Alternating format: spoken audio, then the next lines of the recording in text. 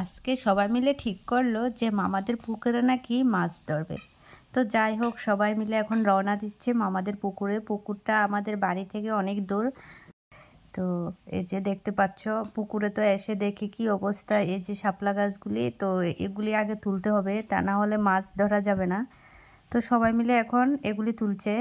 এখানে আমার মামি, মাসি, আমার বড় বোন, তারপরে আমার দাদা ভাই, মুসাতো ভাই, ভাইপুর সবাই এসেছে। এত কষ্ট করে শাপলা গাছগুলি তো তুললো, কিন্তু একটা মাছও পেলো না। তো যাই হোক, এখানে আমার বোন একটু ভিডিও করছে।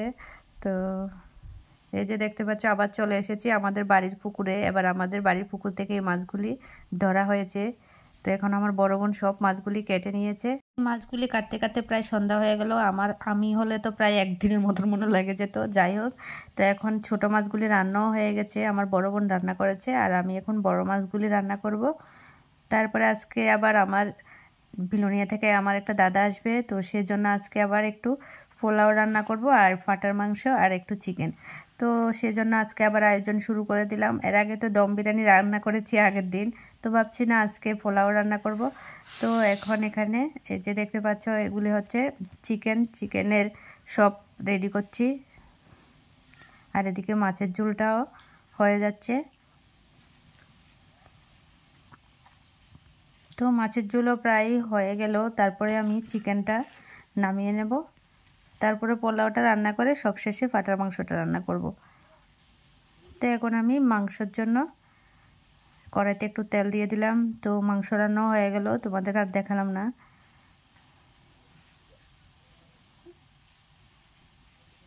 তো এবার আমি পোলাও রান্না করছি। তো পোলাওর জন্য সব কিছু রেডি করে নিয়েছি। তো এখন আমি কড়াইতে কিশমিশ, তেজপাতা, এলাচ, তারপরে দারচিনি, লং, কাঁচা লঙ্কা, সব মানে চিনি, লবণ টবণ দিয়ে একটু নেড়ে চেড়ে তারপরে আমি চালগুলি দিয়ে দিলাম। তো চালগুলি দিয়ে আমি একটু এগুলি ভেজে নেব। তারপরে আমি পরিমাণ মতন জল দিয়ে ঢাকা দিয়ে রাখবো। সবশেষে ঘি দিয়ে নামিয়ে নেব। তো চালগুলি ভাজা হয়ে গেল, এখন আমি জল দিয়ে দিচ্ছি।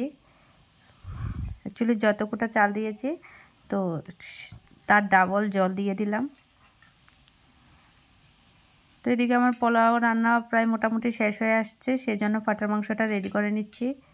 তো পোলাও রান্না শেষ হয়ে গেল, আর এখানে আমি একবার পাঁঠার মাংসটা বসিয়ে দিয়েছি। তারপরে আমার রান্না কমপ্লিট হয়ে যাবে। তো আমার রান্না বান্না প্রায় শেষ হয়ে গেল, এখন আমরা সবাই মিলে খেতে বসে পড়েছি। তো খুব আনন্দ হলো, মানে খুব এনজয় করেছি আজকে প্রায় 2-3 দিন। বোন আসার পর থেকে খুব আনন্দে কাটাচ্ছি দিনগুলি। তো তারপরে তো আবার বাড়ি চলে যেতে হবে। তো ভিডিওটি যদি ভালো লাগে থাকে লাইক কমেন্ট অবশ্যই করবে। সো টাটা, বাই বাই, দেখা হচ্ছে নেক্সট।